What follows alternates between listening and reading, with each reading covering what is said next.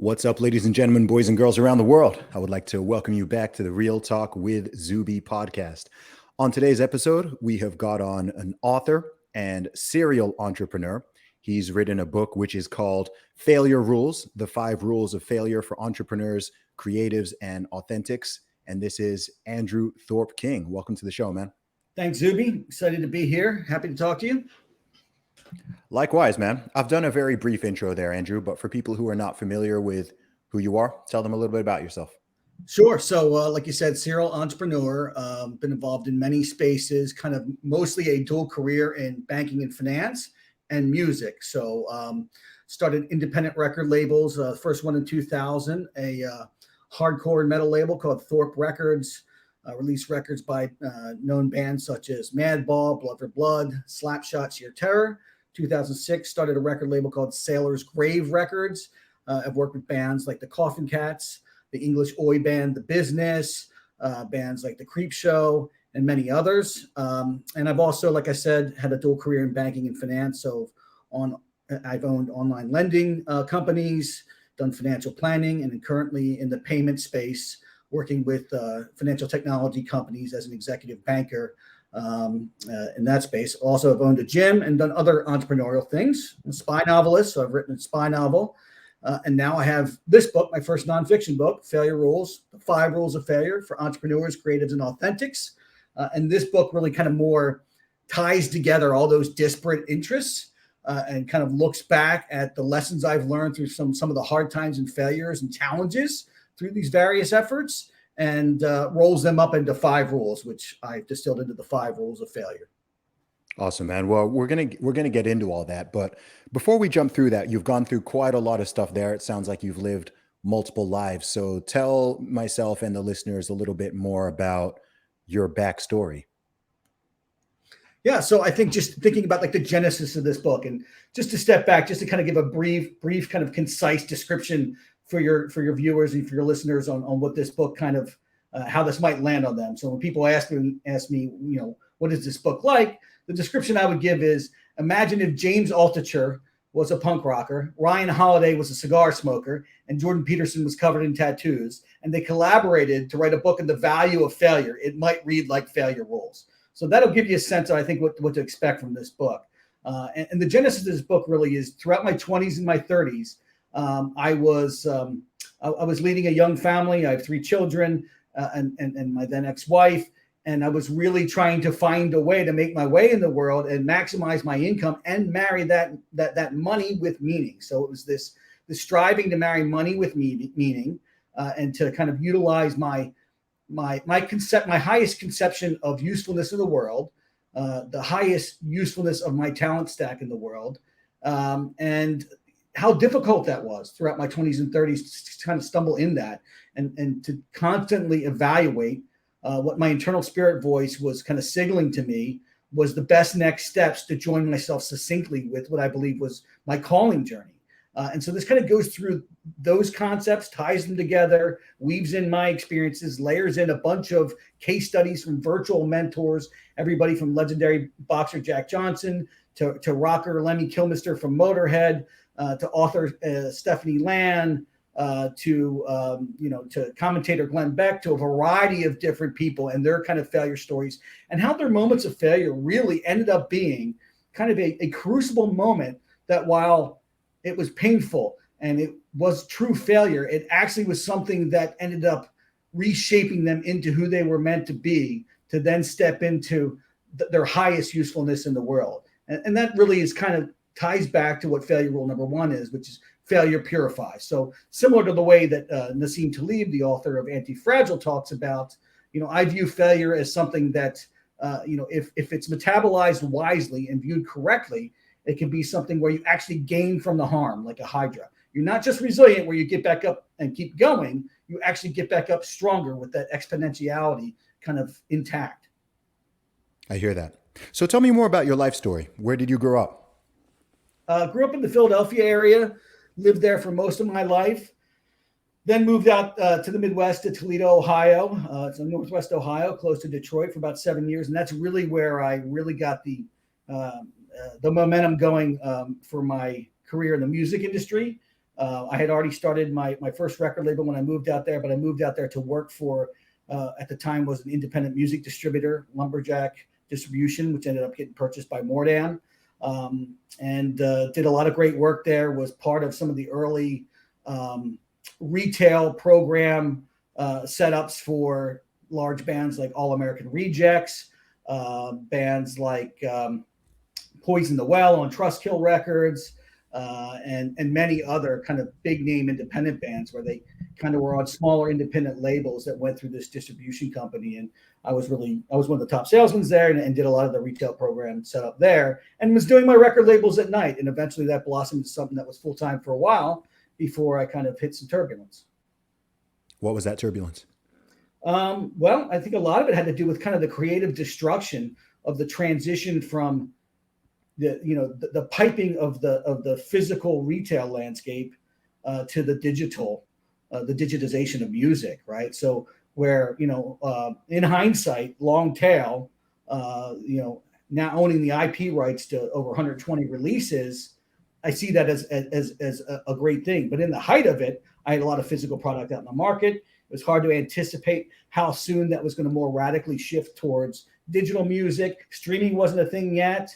But iTunes was starting to be a thing. I had overinvested in a few releases and got overextended and over leveraged. And at the same time, this digitization of music started to accelerate. But you still had to kind of cooperate with the physical market. And that whole model where you're shipping out a lot of physical product on release date, paying a lot of money for pricing and positioning and listening stations throughout the retail stores, and dealing with the risk of returns coming in, which have their own attendant fees attached to them. And those percentages started getting worse as the digitization occurred. And I found myself in a hole where I actually had to kind of, shift from going full time in the music industry to part time, and kind of lay off the infrastructure of the full time operation and turn it into more of a managed portfolio of IP rights over time. And I've since maintained that for about 15 years now. I hear that. So given what you mentioned was going on in the music industry at that time, I'm presuming you're talking about the mid 2000s, which is also around the time I started, which is, exactly, that transition from the physical to the digital. I think a lot of people forget, or perhaps don't realize to begin with, that the music industry was really the first one to go through this digital revolution in a way. I'd say that the camera industry and the music industry were really the first to go through that process, which others have transitioned through over the past 15 to 17 years. And some, I think it's still yet to happen. But yeah, that was a difficult and complicated time, depending on what sort of business model people were running. I myself, even as an independent musician who self-releases and runs my own label, had to make a lot of changes, and it was difficult. It was tricky. I mean, now people are familiar with streaming and downloading and this and that. Even downloading, I mean, stuff has really shifted more towards streaming. Oh yeah, it's all streaming. People forget that word didn't mean anything to anyone 20 years ago. That's right. I mean, I remember when downloads first happened, it was really viewed as froth, as extra.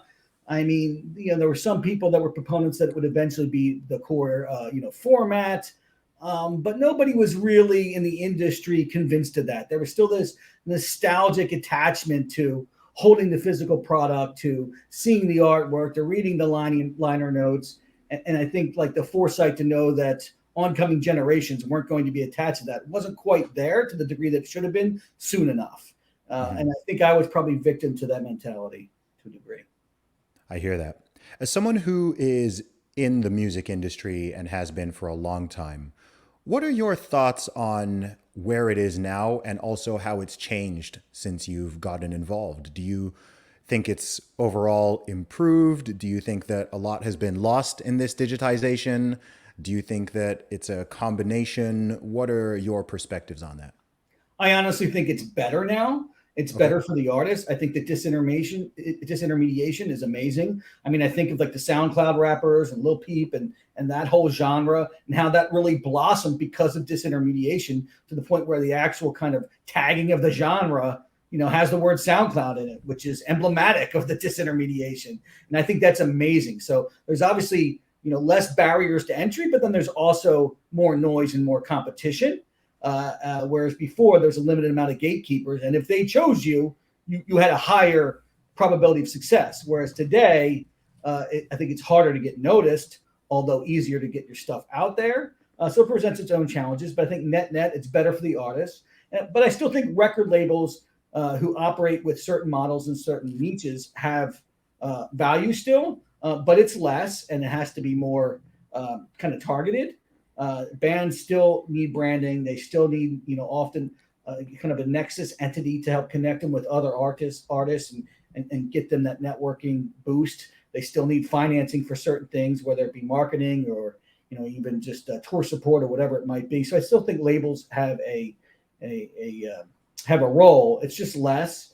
And I think both artists and labels have to be more choosy when choosing each other now, because they both either have more options or on the label side, more risk. So Do you believe that children have the right to breathe mask-free or to go outside without the latest booster shots?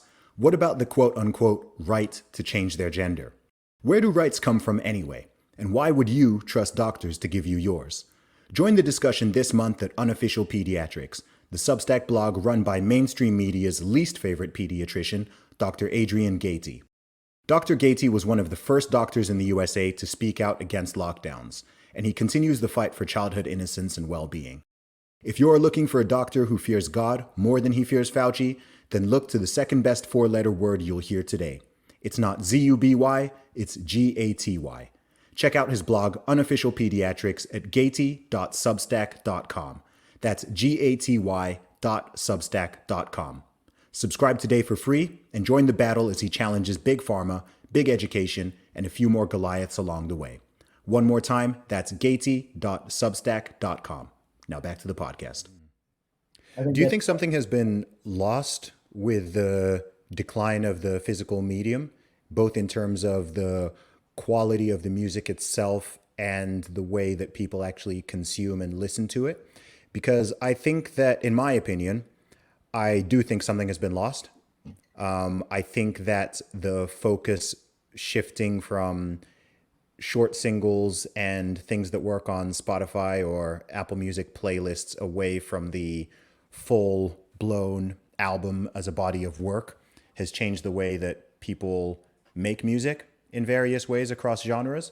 But I also think that in the past, people used to, put an album on and play it all the way through. And now when I see people, especially young people, listening to music, it's all over the place, right? It's skipping around all the time. It's playlists. It's listening to the first 30 seconds, first 1 minute, then getting bored and skipping around.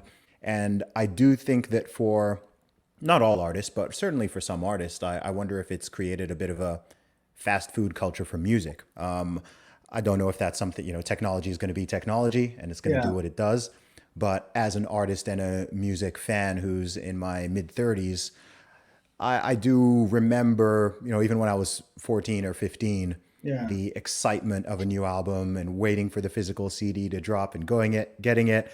As you said, looking at the artwork, looking at the liner notes, listening to it all the way through, not just jumping around all the time. There was something special about that in the anticipation, in the consumption. And I also think that, certainly in hip hop and in rap music, I think that, people don't I think the album quality has declined. I think that things have been so focused on making a hot single, making, something that can catch attention on a playlist. I don't know if you've noticed, even in hip hop, I mean, the average song has shrunk from 3 verses to 2 verses, right? People barely even make 3-verse songs anymore. Everything's been cut down. And I understand that because of the format, but I am thinking that something may have been lost there.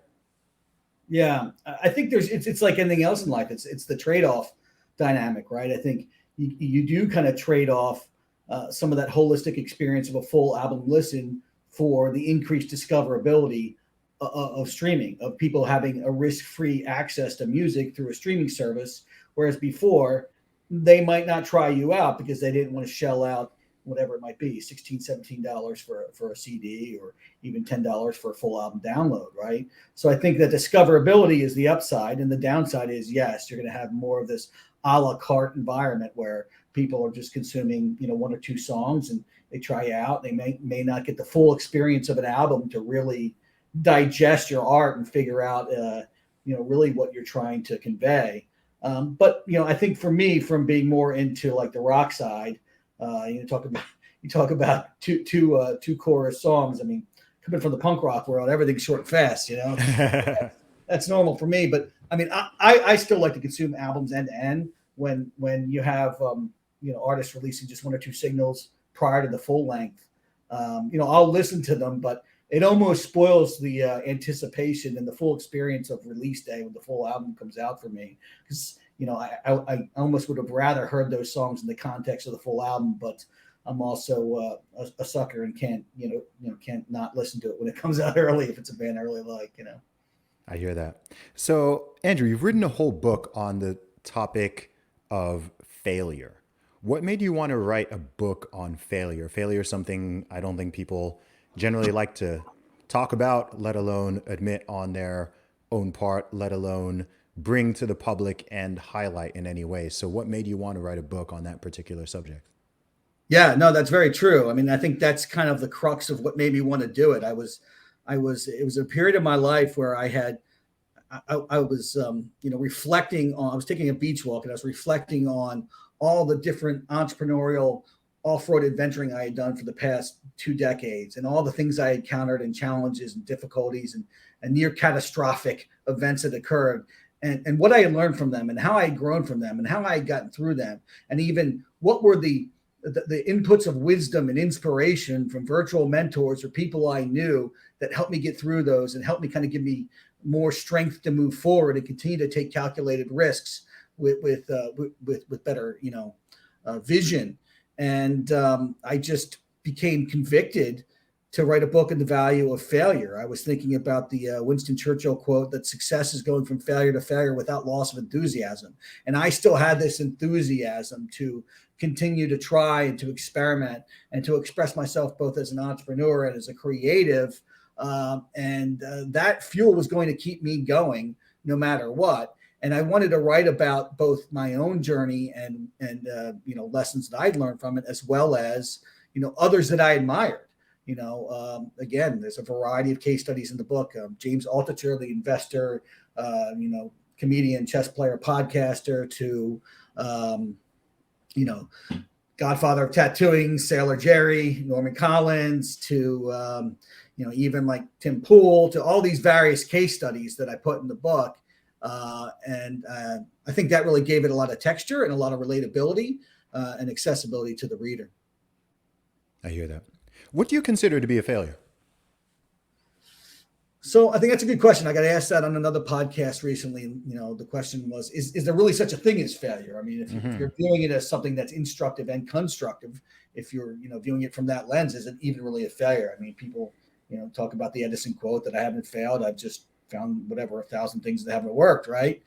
And I think that is one view, but the reality is in our lives, even aside from familial, societal, and personal expectations, we do know what a failure event is when we see it. There are kind of these optimal North Star outcomes that we're looking for. And when we don't reach them, it is a failure. I've been through a divorce. That's a failure. Doesn't mean it's not okay. Doesn't mean it's not understandable. Doesn't mean that, there can't be good things that come out of it, because there is. But it still is a failure, because to me, the optimal state is staying married, honoring that commitment that you made at the altar, and continuing to nurture a family within that framework, right? So to me, that is still a failure. So for me, that would be an example of one failure. Again, it doesn't mean that I'm a failure. It doesn't mean that my ex-wife is a failure. But I think it's a failure to actualize an ideal that might be optimal for, human flourishing. Got it. So to paraphrase that, I mean, I guess the way I would understand it, which is similar to what you said, is really missing a goal, missing a target, missing something optimal or ideal that you are aiming for. And I think it's important I almost think of failure and success in sort of two ways. I think that there's short term and long term. And I think maybe that's when people say something like, oh, there's no such thing as a failure. It's just if you learn from it, it's not a failure, or you're not failing, you're finding out ways of things that don't work. I think they can both kind of be true. I think that to fail long term, to me, that is giving up before the goal has been reached. All right. Getting discouraged and saying, okay, I'm not going to do that. And then, short term, temporary failures, those are the things we all have that Yeah. pretty much all the time. In fact, I'd say if you're putting in effort, you're going to be failing almost every day, certainly every week. You're going to be failing at various things. But to me, that's like a temporary short term failure. To me, the big failure would be, oh, okay, that didn't work. So you know what? I'm just gonna quit, right? If I started this podcast and I said, okay, I'm gonna do this, and then I put out 4 episodes, and then I'm just like, oh, it's not getting as many listens or whatever as I want. Let me not keep working at it. Let me just throw in the towel and give up, right? If someone's on a diet and they're trying to lose weight, they're going to have certain days where they fail, right? They're going to have days where they miss the mark. Yes. But to me, yeah, that's a short-term failure. But the long-term failure would be, oh, you know what? I messed up. I'm gonna stop exercising. I'm gonna stop. I'm gonna just eat whatever garbage I want. I'm just completely giving up on this goal. I still deep down want to achieve it, but I'm just Yeah. gonna throw in the towel and give up. So I think that the separation between the short term and the long term is quite important. I think you're right. And I think I actually have a definition of terms, like a glossary in the book, because I have a bunch of somewhat unique terms that I reference in the book and hammer on a lot, and then some borrowed terms that I want to attribute and define.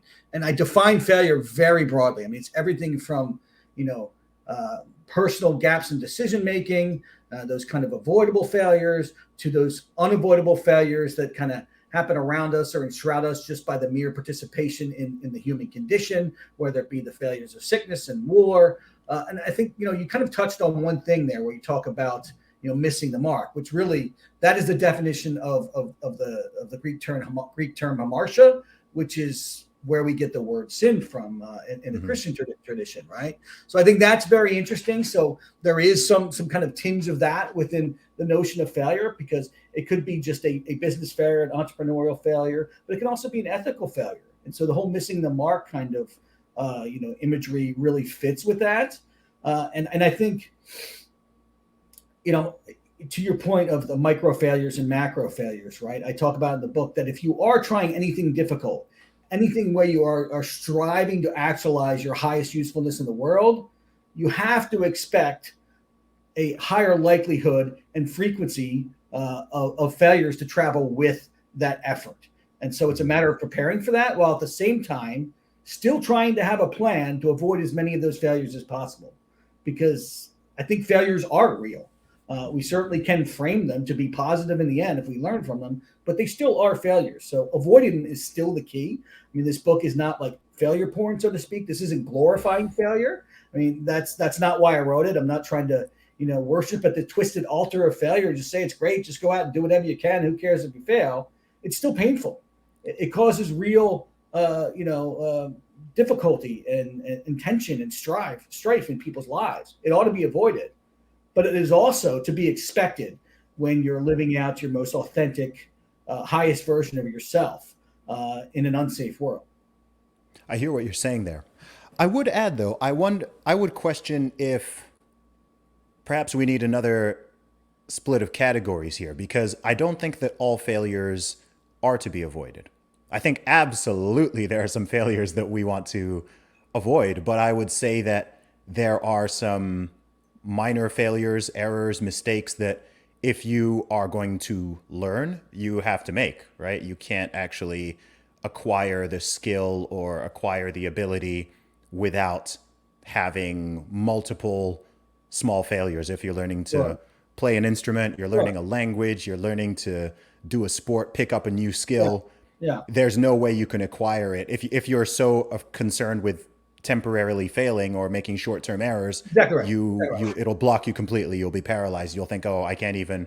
You're trying to learn a language, and you're like, you know what? I'm not going to write anything. I'm not going to say anything because Yes. the Yes. sentence is going to have an error in the pronunciation or in my accent, or I'll get the word wrong or whatever. And actually, if you're learning to speak a language, you really want to just be speaking and making a bunch of errors and constantly failing and being corrected. And that's even how we learn our own native languages.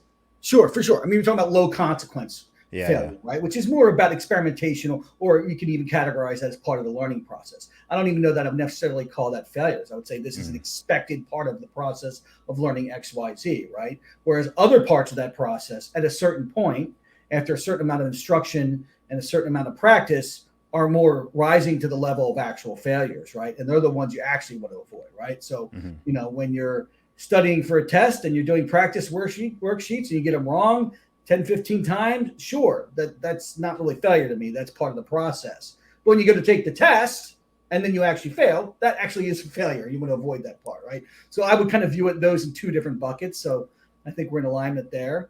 But it goes to your point of, the fear of failure paralyzing and stifling people from going after interesting and difficult pursuits, I think is a big issue. I think we have this education system and society that kind of, whether overtly or covertly imprints upon us these expectations of a linear life. And within that linear life, there's not a whole lot of, perception of deviation allowed. And I think that is something that is really limiting for people. And so a lot of the people that I write about in the book are people that kind of, deliberately, defiantly deviated from linear lives and led nonlinear lives and went after unorthodox career paths where there really was no blueprint on how to actually make it happen, that they had to kind of iterate and take risks and, confront danger in order to carve out their path. And I think they're really kind of the stories that really animate me and inspire me and resonate with kind of the contours of my own personal narrative. I hear that. Andrew, here's a question that I myself I'm wondering the answer to as we're having this conversation, but I'm going to pose it to you. If there is a failure, or if you fail, does it always mean that you've made a mistake? That's a good question. I suppose you could always have had more information. You could have always found ways to prepare more, but I don't think that's realistic. And I think those that are stuck in that kind of neutral gear don't move forward the way that they ought. So I have a chapter in the book that, essentially is anchored around a Jesse Isler quote of, he says, "My life has been ready, fire, aim, and it's been one of venture," right? And he's a wildly successful, entrepreneur, rapper, owns an NBA team, all of that.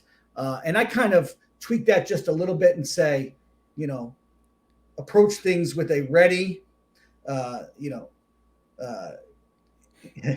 ready, fire, adjust your aim in flight kind of, approach, right? You can't wait for perfect conditions to get something started. You take as much input as you can, seek as much wisdom and information as you can, but at a certain point, you have to just get started and then let the failures come and deal with them as they come to the best of your ability. I talk about kind of the duality of the Peter Thiel from 0 to 1 quote about, having a plan, having a bad plan is better than having no plan at all. You still need a plan. So the duality of that versus Mike Tyson saying it's great to have a plan until you get punched in the mouth. And I think both are true. Like you need to have a plan, but you might get punched in the mouth. So prepare to iterate along the way as failures and roadblocks and detours are presented. Mm-hmm. What are the 5 rules in the book? Failure rule number 1 is failure purifies. So again, it's the idea of the phoenix must burn to emerge, that oftentimes our failures are a way of kind of burning off the kind of incidental slop that builds into our lives, whether it's stale or bad ways of thinking, whether it's relationships that aren't serving us, whether it's a career path that isn't serving us. And I think sometimes in those failure moments where we feel like everything's falling apart, we need to step back and take a look and see what's being burned off of us and think about how that might actually be good for us as we now have an opportunity to kind of reshape our thinking or reorganize our life to move forward in a stronger or more holistic way. So that's failure rule number 1 is failure purifies. Failure rule number 2 is nothing is safe. And I have many examples of this rule in the book. I think most notably, I talk about Mike Rowe and how he had an episode of Dirty Jobs called Safety Third, which was really just to say, not necessarily put safety third, but let's not put safety first all the time.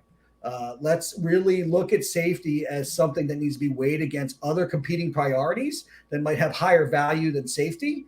And I think that's an important lens to view yourself in as an entrepreneur, as a creative, if you're doing something bold or something, where you're coloring outside the lines. And failure rule number 3 is money is spiritual, which really kind of stems from a quote from Rabbi Daniel Lapin, author of Thou Shalt Prosper. Just this idea that if you're avoiding the failure territory of envy and greed, and you're viewing money properly, where you're not worshiping money, nor are you reviling it, you're using it really as a thank you note, where every day you go through these transactions, and in each one, you're putting placed value on something, which is really a representation of your measured thankfulness, right? And in that way, money really can be a kind of dispassionate tool to be a multiplier of blessings, to really help people help themselves and help others. And I think so kind of the glorification and the demonization of money needs to be avoided as failure spaces. And we can view money as really this tool of spirituality to invoke and evoke blessings in our lives. Failure number 4 goes back to what we were just talking about, which is failure prevention. So it's a strategy for preventing failure. I call it the thing 1 and thing 2 dependency, which has nothing to do with Cat in the Hat. It's more imagining a disheveled Tony Soprano waking up in his white bathrobe, lighting his first cigar of the day, and say, hey, you got the thing 1 here, thing 1 enabler with your thing 2 pursuit, and they got to go together. So it's like thing 1 is your enabler pursuit, which is kind of potentially that low meaning pursuit that provides stability, financial undergirding, and just a platform for you to be able then in your off hours pursue a North Star pursuit, which might be a higher representation of your highest usefulness in the world. I go through many examples of that in the book. Most notably, there's a record label from Boston called Bridge 9 Records. The owner, Chris Wren, launched that label by building an enabler pursuit, his thing 1, to pay for it, which was a merchandise company called Yankee Suck, where he would go, at Fenway and sell all this merchandise to the Boston fans who hated the Yankees. And while it might have been good money chasing after bad, he used the profits from that to then kickstart his record labels and underwrite his first 15, 16 releases. And so it's those creative types of ways of creating a thing 1, thing 2 dependency that I detail in the book, which I think is a good failure prevention mentality as people go about trying to pursue their North Star dreams. Failure rule number 5 is you are not your failures. So this is the idea of decoupling your failure events from your identity and seeing them just as events that you can learn from, that you can, be purified from, reference back to failure rule number 1. And so I go through a variety of case studies in the book about that. Everything from former gang leader Elgin James, who's actually the brother of Jocko Willink, and he was a gang leader for a violent, militant, straight-edge, hardcore gang that would beat up anybody that used drugs or alcohol at punk rock shows in the late 90s and early 2000s. He then redeemed himself, detached himself from his negative identity, rebuilt his reputation while still serving time for an extortion charge, became a mentee of Robert Redford, became a screenwriter, and was a screenwriter for Mayans FX, the spinoff to Sons of Anarchy on FX. So I go through his story. I go through commentator Glenn Beck's story of how prior to him being who he was a divorced alcoholic DJ, dabbled in cocaine use, was obnoxious to everybody around him, found God, found purpose, decoupled himself from his failures and found a way to pursue his North Star dream in that pivot. So it's stories like that I go through that kind of connect to failure rule number 5, you are not your failures. I hear that. And when you were writing the book, did you directly reach out to some of these people that you've mentioned, or these people you've met or know or have conversations with? Yeah, some of them. Okay. Those that I knew, and I would kind of go back and forth with them on what I was thinking. And others I did not. I mean, the stories are public, and I just kind of extracted them from what is known and what is public. Got it. Yeah, no, it's interesting because a few of those names are people I've met and know personally to some degree. Some of them have been on this podcast. I've been on some of their podcasts, and Yeah, when you mention guys like James Altucher, I've spoken to many times. Glenn Beck, yeah, I've spoken to and met several times, and seen everything he's built there with the Blaze, and it's even interesting looking at certain people's backstories because sometimes it seems so far removed from where they are now that you can't even really imagine that's that right. they went through all that or that it's even the same human being. Sometimes it doesn't even seem like the same person. And I think there's something very fascinating about that. I'm deeply interested, as I'm sure you are yourself, just as about what I'd call the human condition, Yes. right? We live in this, whether now or historically, I think human beings are the most interesting thing on the planet. And life is this incredible combination of joy and sadness and success and tragedy and failure and unavoidable catastrophe and avoidable catastrophe and all of this stuff. I mean, it's complicated enough on an individual level, and then when you take millions, hundreds of millions, billions of people, put them all on the planet and have them interact with each other, it it's complicated. I think it's beautiful, but it's very complicated. It can get dark, it can get wonderful, it can get to the point where you have days and times where you feel this real love for humanity, and then other times where there's this darkness, and you're just like, oh my gosh, what is wrong with human beings, and how on earth they're, like you, especially when you read through history or you see Yeah. certain things going on around the world, and you're just like, what is up with people?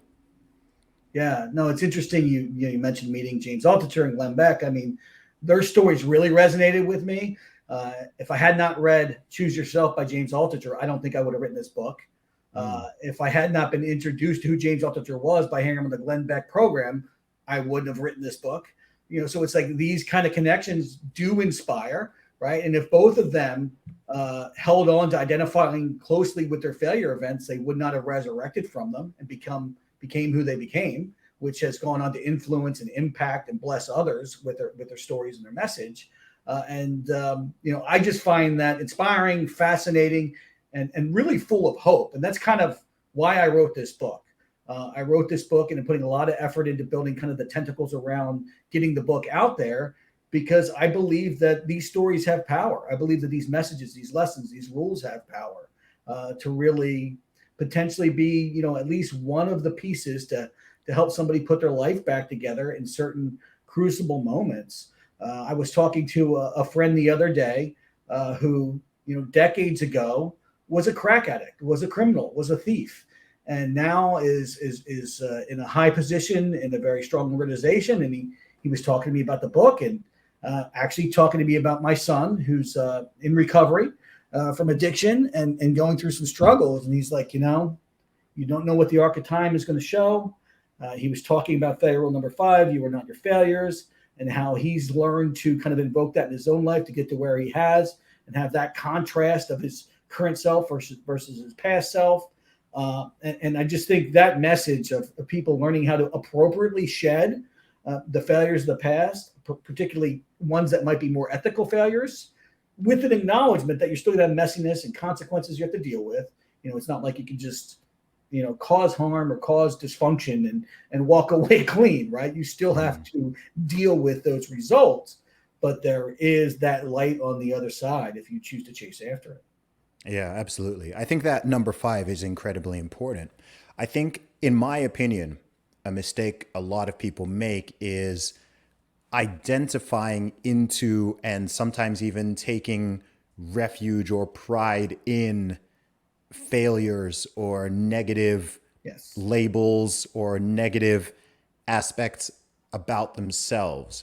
And I know for some people, from what I've heard, this can be part of what they consider a certain, I don't know, healing process or type of radical honesty. But I don't know. To me, something about it, for example, if someone has had problems with alcohol or with drugs, and they very explicitly and continuously strongly identify with the alcoholic Yes. label or the Yes. addict label or something. I'm not an expert on these issues, but to me, that doesn't sound like the best way to do it. I don't know why this is not denying if someone has a problem or has had a Right. problem, but to me it's strange to kind of almost some for some I've come across people where it seems almost like a badge of honor, Yeah. right? Almost like they're kind of taking pride in that, and that becomes who they are. They'll even be describing Right. themselves and they'll say, I'm Yes, that thing. I'm an addict. Even if maybe they've been sober for 5 years and they're still calling themselves an addict. that's right. And I'm like, why'd you call yourself that? I don't Yeah. understand that. Yeah. No, and I think that's a tough one because it is part of people's stories. But I think it Hmm. depends on the emphasis, right? I think when I talk about decoupling yourself, from the optics of your failure, it does kind of imply disidentification, and you can't really disidentify if you're still immersed in it and you're still claiming it as a core part of who you are and of how you present yourself to the world. So I think there is certainly some nuance there, but Hmm. mostly you're right. Like you have to be reborn into something new to truly detach from your failures. That is the purification of failure. That is failure rule number one. Failure purifies. It does require a deliberate immersion in a rebirth, cycle. Hmm. And what's been the when did the book come out? Came out the end of September. Okay. And what's been the response and feedback like? What's that been like so far? Very, very positive. Getting a lot of good feedback online. Appearing on about 2 to 3 podcasts or radio shows per week. So I'm going to continue the media tour and just kind of evangelize the message and continue to network with people.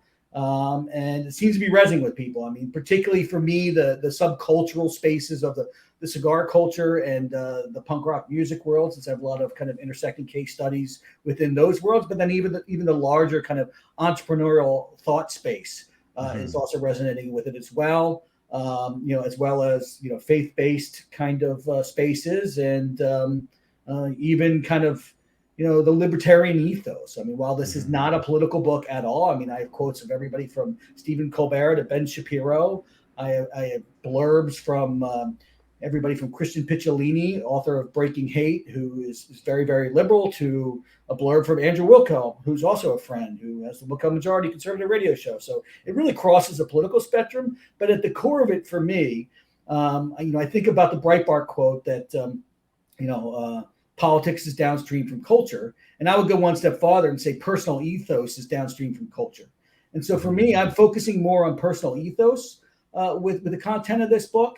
In the same way that kind of Arthur Brooks, the great strategist, libertarian thinker, and author, is doing a similar kind of thing in his career, because I really think that is kind of the controllable, transcendent realm for people to start at, right? I mean, many people are called to kind of macro political, activism, but some people I think are called to more of talking about personal development and how to kind of think about your daily micro decisions, how to kind of maintain that internal PMA, positive mental attitude, not Napoleon Hill and my man John Joseph, who wrote the foreword of this book, frontman for the Cro-Mags, author of the PMA Effect. It's that and how that can affect your relationships and your work life. I think it really all starts there. And for me, I have very much more of a right leaning libertarian kind of ethos that informs how I live my life.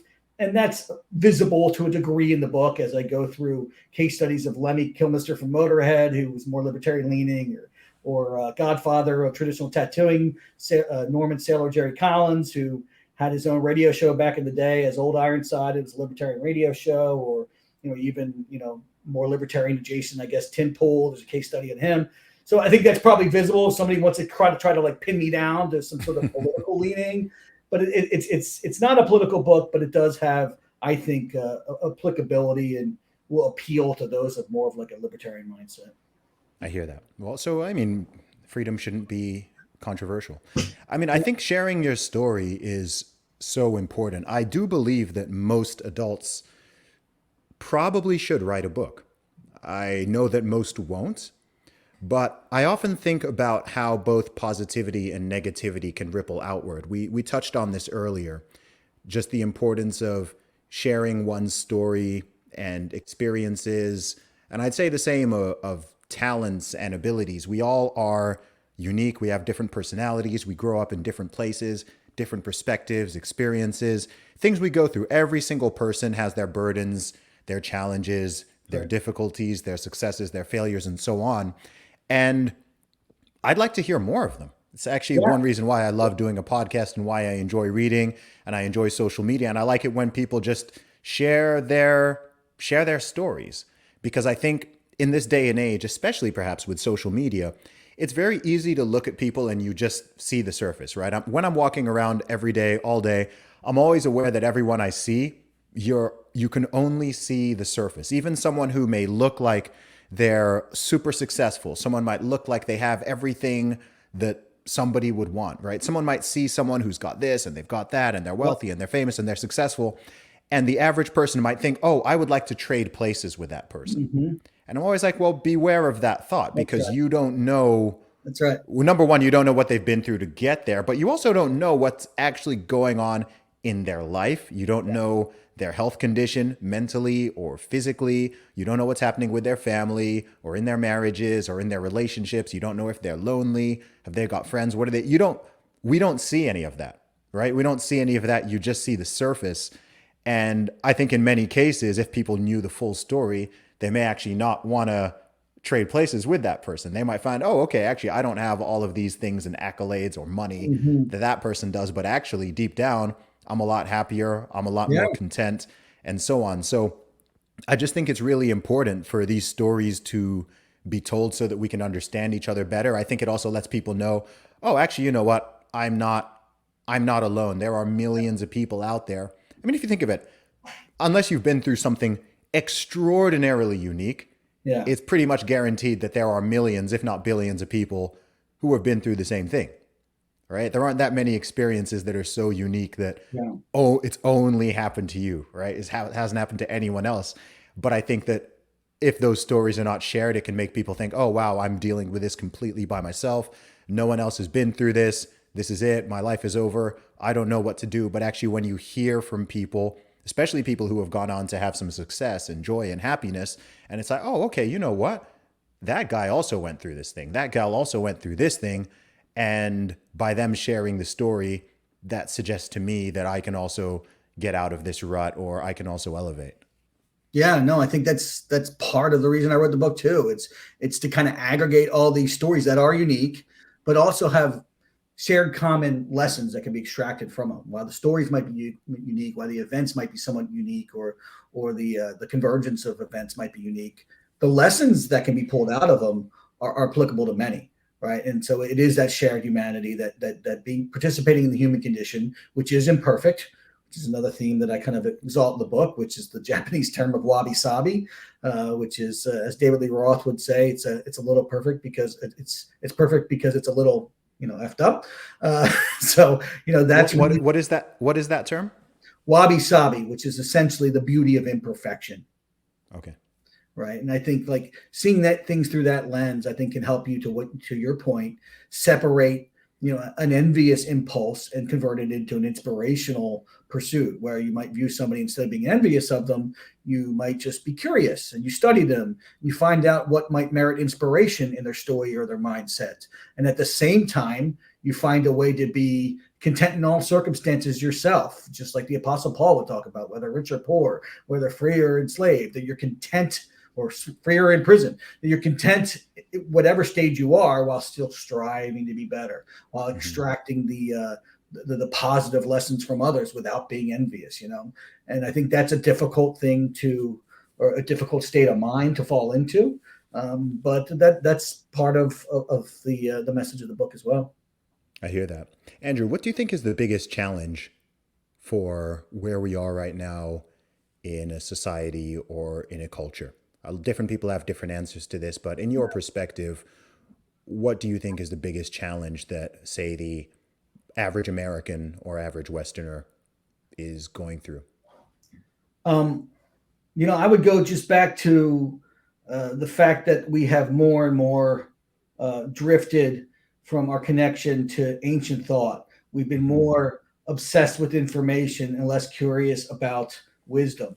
And I think of whether it's whatever framework it might be from a faith perspective, whether it's the non-attachment ideology of Buddhism, whether it's the non-faith expressions of wisdom of Stoicism, whether it's the spirituality of Christianity or ancient Judaism, or I think of the Maharal of Prague talking about letting the spiritual lead the physical. I mean, I think all of that goes back to us not knowing how to be still, be silent, to take appropriate time to take inventory of ourselves and all facets of our life, mental, physical, spiritual, relationships, and to really focus on eternality and transcendence.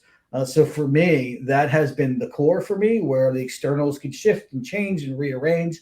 And while I still want to maximize the externals in my life, and live a big life and thoroughly enjoy my life, even materially, it all comes back to that core having to be spiritual. And that's not nourished without intentional times of solitude, with the surplus. And that to me has been very beneficial. And I think that society would benefit from kind of drifting back more towards curiosity of ancient ways of reflection versus, kind of the messy, nonstop, ADD driven informational onslaught that we all are forced to navigate every day. I hear that. Do you have any habits or practices that you personally do in order to keep that sanity and perspective? 100%. Yeah. Weightlifting, hiking, cigars in the hot tub, in between meeting, getting on my knees, praying in the office, whatever I can do to stay connected to the divine and to keep that vertical communication going as the horizontal chaos surrounds me. I hear that. Andrew, before we wrap it up, where can people find you online and where can they check out your book as well? Sure. The book can be found anywhere books are consumed online in all formats, including an awesome audio book that was done with some great musical accents within it. Andrew, did you record it? Did you record it yourself? Did you narrate it? I did not. I actually had a voice Okay. actor. Yeah, Jay Asang, who was an actor in Twin Peaks on Showtime, did it, and he did a great job. Maybe next time I'll do it. Website is andrewthorpking.com. No E on the end of Thorpe. From there, you can find links to sign up for a free Failure Rules mini course and get on my email list. You can find awesome merchandise from my new merch company, Soul on Fire Supply Company, which echoes a lot of the ethos of the book with some really cool designs, as well as there's a soundtrack to the book because I love music and all stories need soundtracks, including failure stories. So you'll find a link to that. And also my YouTube channel. I do a lot of great kind of produced videos to animate the themes of the book in a different way. That's awesome, man. Tell me a little bit more about the music that goes with the book.